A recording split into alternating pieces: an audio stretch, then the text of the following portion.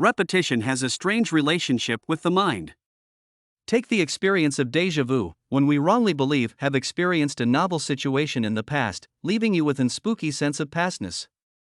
But we have discovered that déjà vu is actually a window into the workings of our memory system.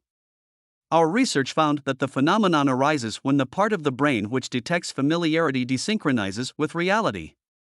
Déjà vu is the signal which alerts you to this weirdness. It is a type of fact-checking for the memory system. But repetition can do something even more uncanny and unusual. The opposite of déjà vu is jamais vu, when something you know to be familiar feels unreal or novel in some way. In our recent research, which has just won an Ig Nobel Award for Literature, we investigated the mechanism behind the phenomenon. Jamais vu may involve looking at a familiar face and finding it suddenly unusual or unknown.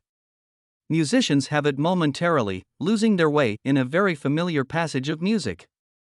You may have had it going to a familiar place and becoming disorientated or seeing it with new eyes. It's an experience which is even rarer than déjà vu and perhaps even more unusual and unsettling.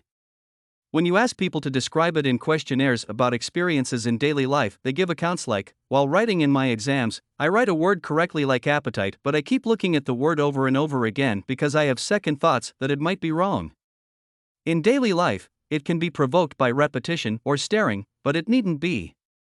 One of us, Akara, has had it driving on the motorway, necessitating that he pull over onto the hard shoulder to allow his unfamiliarity with the pedals and the steering wheel to reset.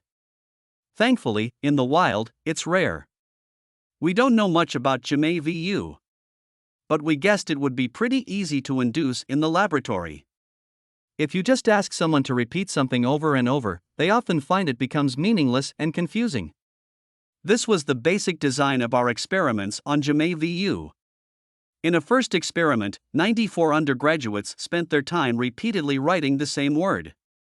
They did it with 12 different words which ranged from the commonplace, such as door, to less common, such as sword. We asked participants to copy out the word as quickly as possible, but told them they were allowed to stop, and gave them a few reasons why they might stop, including feeling peculiar, being bored, or their hand hurting.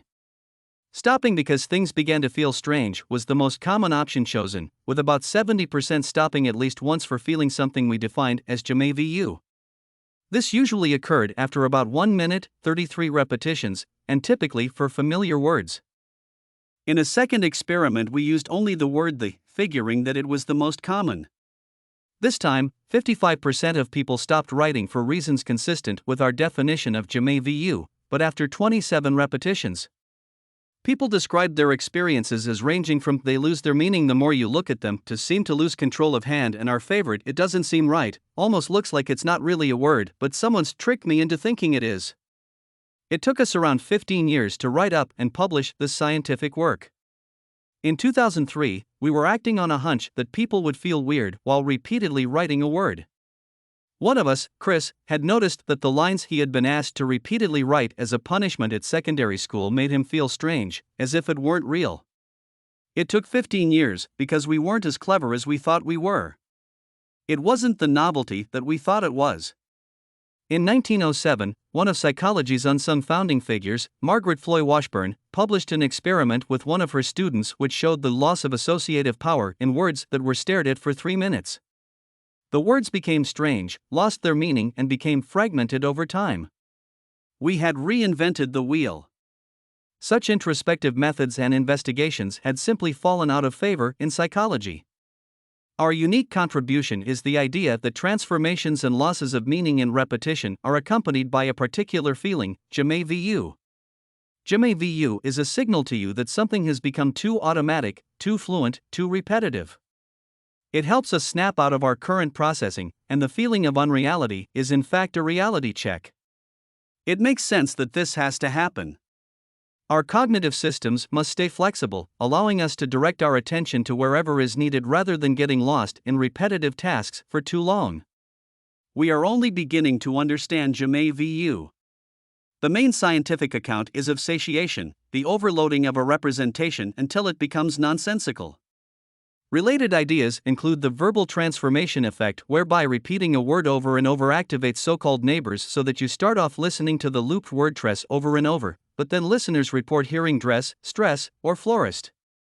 It also seems related to research into obsessive compulsive disorder, OCD, which looked at the effect of compulsively staring at objects, such as lit gas rings.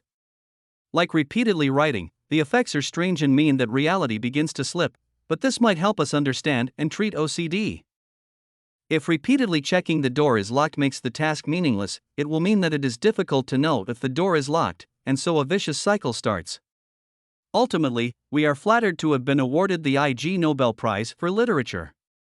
The winners of these prizes contribute scientific works which make you laugh and then make you think. Hopefully, our work on jamais will inspire more research and even greater insights in the near future.